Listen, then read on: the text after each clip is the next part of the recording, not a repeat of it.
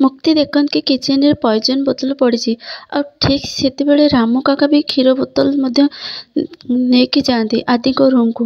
मुक्ति सन्देह आहुरी बढ़ी जाए। एपटे आदि फोन रे कथा हवा समय रामू काका आदि को क्षीर दियंती आ कहती कि बाबू क्षीर नियंतु।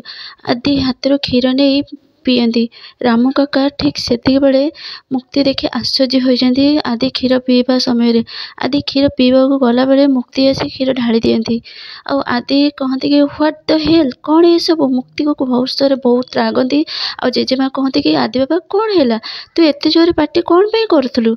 आदि कहती मत न पचारि तुम सामने ठिया होता ए झील को पचार जी क्षीर ढालिकी कि प्रकार ड्रामा कर प्रकार अबतरामी।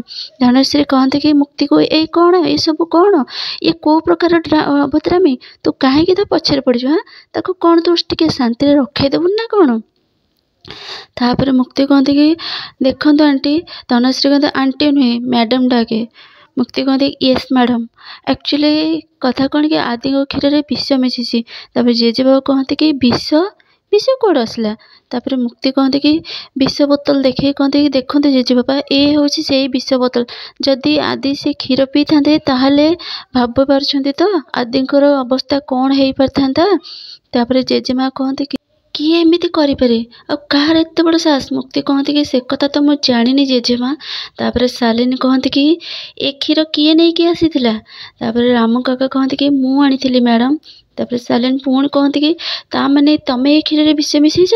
रामू काका कहे कि ना ना मैडम आपण ए कौन कहते मो बाबू क्षीर में विष मिसई पारि केमती एत बड़ दोष मत दियंतुनी आ मोर एत बड़ साहस हेनी।